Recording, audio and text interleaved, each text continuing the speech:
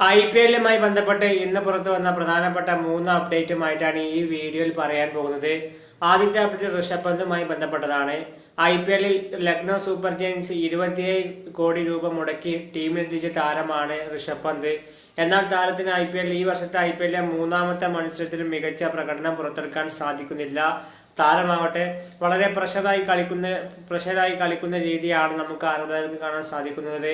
താരം ഇതേ ഫോം തുടരുകയാണെങ്കിൽ ഒരു പക്ഷേ ലക്നൗ സൂപ്പർ ജയൻസിന്റെ ടീം മാനേജ്മെന്റ് അദ്ദേഹത്തെ ക്യാപ്റ്റൻസിയിൽ നിന്നും ഒഴിവാക്കാൻ സാധ്യതയുണ്ട്. അദ്ദേഹത്തിന് പ്രഷർ ഹാൻഡിൽ ചെയ്യാൻ സാധിക്കുന്നില്ല എന്നുള്ളത് എടുത്തു പറയേണ്ട കാര്യം തന്നെയാണ്. അടുത്ത അപ്ഡേറ്റ് ശ്രേയസ് അയ്യറുമായി ബന്ധപ്പെട്ടതാണ്. കിങ്സ് 11 പഞ്ചാബിന്റെ സൂപ്പർ ക്യാപ്റ്റനായിട്ടുള്ള ശ്രേയസ് അയ്യറുമായി ബന്ധപ്പെട്ടതാണ്. താരമാവട്ടെ ഈ ഒരു IPL-ൽ മികച്ച പ്രകടനമാണ് പുറത്തെടുക്കുന്നത്.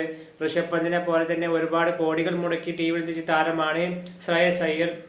താരം പഞ്ചാബിന് വേണ്ടി കളിച്ച 2 മത്സരങ്ങളിലും ബാറ്റിങ്ങിലും ഒരു ക്യാപ്റ്റൻ എന്ന നിലയിലും വളരെ മികച്ച പ്രകടനമാണ് താരം പുറത്തെടുക്കുന്നത്.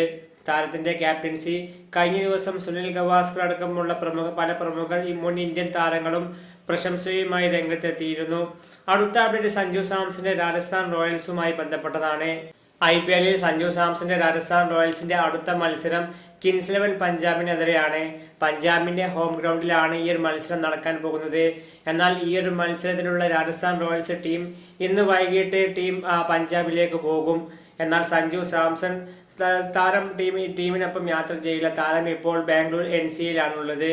എന്നാൽ ഫിറ്റ്നസ് ക്ലിയറൻസ് ഒക്കെ കിട്ടിയ ശേഷമായിരിക്കും സഞ്ജു ഡയറക്റ്റ് പഞ്ചാബിലേക്ക് ജോയിൻ ചെയ്യുക.